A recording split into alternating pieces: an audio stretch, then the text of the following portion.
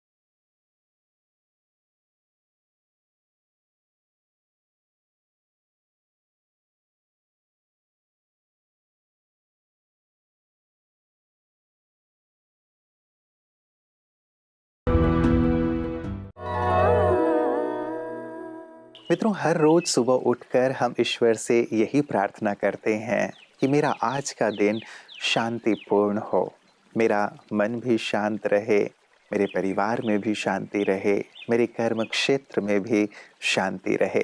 क्योंकि हम इस बात को गहराई से महसूस करते हैं कि बाहरी संपदा से भी बड़ी संपदा है हमारे मन की शांति और आपस में जो परिवेश है वहाँ की भी शांति। तो हमारा अंतर्मन सुंदर विचारों से तो शांत होता ही है, साथ ही साथ हमारा तन भी सुदृढ़ और स्वस्थ होता चलता है। तो आइए, आपका मन और तन दोनों ही दुरुस्त रहें, इन्हीं कामनाओं के साथ आगे बढ़ते हैं आपकी सेहत आपके हाथ की ओर। ओम शांति फ्रेंड्स।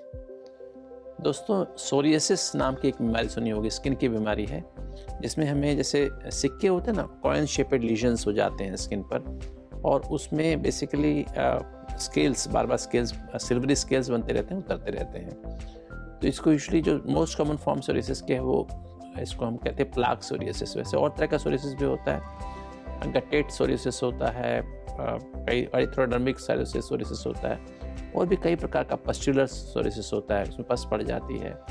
ये जो सोरियासिस है बेसिकली एक तरह की इम्यून सिस्टम डिजीज़ है। एग्जैक्ट कॉज इसका पता नहीं है, फैमिली में भी कई बार रन करता है, जेनेटिक कॉज भी होता है दोस्तों। और ये हमारी जो बीमारी ज़्यादातर हमारे जैसे जो या तो नी जॉइंट्स, एल्बो जॉइंट्स, बैक पर या कमर के जो ऊपर वाले हिस्से पे या नीचे वाले हिस्से पे अधिक मात्रा में पाया जाता है। वैसे तो कहीं पर भी हो सकता है, सारी बॉडी की स्किन इन्वॉल्व हो सकती है। एक इनवर्स सोरियासिस भी होता है जहाँ ग्रॉइंस में होता है, अपने एक्जिला में होता है, तो जहाँ पर इस तरह की चीज़ें ब्रेस्ट टिश्यू के ब्रेस्ट के ऊपर हो सकता है। ये जो है ऐसी कंडीशन है जो कभी भी शुरू हो सकती है, किंतु यंग एज में अधिकतर शुरू होती है। और अगर आपको मोटापा है, डायबिटीज़ है, हाई कोलेस्ट्रॉल है, इंसुलिन रेजिस्टेंस है, तो और अधिक चांस होते हैं आपको सोरियासिस होने के। और इसका जो इलाज है दोस्तों, ये वैसे तो सेल्फ लिमिटिंग भी हो सकता है अगर हम इसकी सही केयर करें।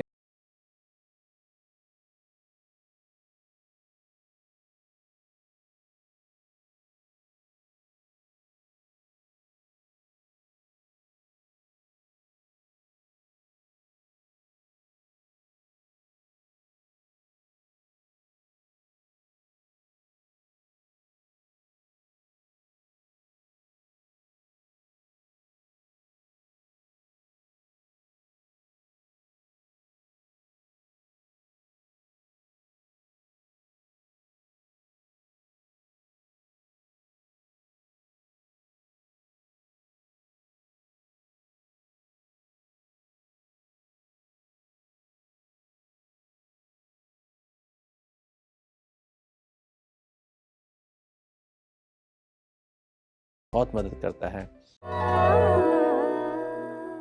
मित्रों, कस्तूरी मृग का एग्जाम्पल बार बार हम सुनते हैं कि वो अपनी खुशबू की तलाश बाहर करती है, जबकि खुशबू उसके अपने ही पास होती है। और यही बात हम सबके साथ भी है कि हम शांति और सुकून की तलाश बाहर करते हैं, जबकि वो है हमारे अपने ही अंदर। जब हम थोड़े से अपने आप में आते हैं तो शांति का गहन अनुभव कर पाते हैं। और यही अनुभूति हमारे विशिष्ट जन भी अपने जीवन में कर चुके हैं कि बाहर नहीं, लेकिन शांति सुकून अपने अंदर है और सफलता भी यहीं से निकलती है। और यही कारण है कि प्रतिदिन विशिष्ट जन की बातें विशेष में हम ऐसे ही विशेष अतिथियों को आमंत्रित करते हैं जिन्होंने आध्यात्म के माध्यम से अपने जीवन में उस शांति, सफलता और सुकून को अनुभव किया है। आइए देखते हैं कि आज हमारे साथ अपने सुंदर अनुभव के साथ कौन से विशिष्ट जन आए हुए हैं। नहीं, बिल्कुल आध्यात्मिकता बहुत ज़रूरी है। और जो आपने बोला ना, दिशा सही रहे, इसके लिए अध्यात्म बहुत ज़रूरी है। और ये तो अध्यात्म के सहारे ये तो देश महान है, विश्वगुरु है। भारत अगर अपने में पूरे दुनिया में अगर विश्वगुरु का स्थान रखता है, महान बनने का स्थान रखता है, उसके पीछे अगर आप जाएंगे तो आध्यात्मिकता। और इसीलिए वो राजनीतिक क्षेत्र में रहने वाले व्यक्ति को भी जुड़ के चलना चाहिए। थोड़ी सी पारिवारिक पृष्ठभूमियाँ ऐसे पाश्चात्य सभ्यता की ओर बढ़ती जाए, वो आध्यात्मिकता से जुड़ना धीरे धीरे धीरे धीरे लोग, बच्चों, छोटे छोटे बच्चे हुए सीधे स्कूल, कॉन्वेंट स्कूल, फिर आए, यानी कुल मिला करके अब बच्चा बड़ा हो गया और उससे अध्यात्म के बारे में पूछिए, समाज के बारे में पूछिए, तो बता पाने की स्थिति में नहीं रहता। तो मुझे लगता है कि बच्चे की परवरिश की तरफ ध्यान हम दे रहे हैं और उसके सामाजिक मूल्यों की तरफ हम कोई बच्चे को बता नहीं पा रहे हैं, तो दिक्कतें हैं। और पहले जो था वो दूसरा वातावरण था, उस समय कठिनाई थी, उसका निदान था। इस समय दूसरी कठिनाई है, उसका भी निदान निकलेगा। और आश्रम मुझे लगता है बहुत जगहों पे फैल गया, लोग जुड़ रहे हैं और आध्यात्मिकता का केंद्र ये बन रहा है। तो अभी छोटे छोटे शहरों में भी देख रहे हैं कि ब्रह्मा कुमारी के आश्रम बन रहे हैं, लोग जा रहे हैं, जुड़ रहे हैं। और राजनीतिक क्षेत्र में मुझे लगता है बहुत सारे लोग जुड़े हैं आश्रम से जी। तो पॉजिटिव एटीट्यूड रखने के साथ मानना चाहिए कि सब ठीक होगा।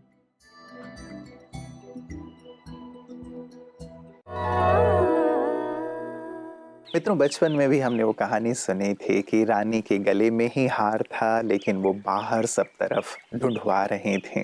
बाद में किसी ने कहा कि आपके गले में ही आपका हार पड़ा हुआ है। सचमुच ये अनुभूति करना बहुत ज़रूरी है कि हमारे स्वधर्म में ही, स्वस्वरूप में ही, हमारे भीतर ही वो शांति विद्यमान है। हम थोड़ा वक्त अपने आप को ज़रूर दें।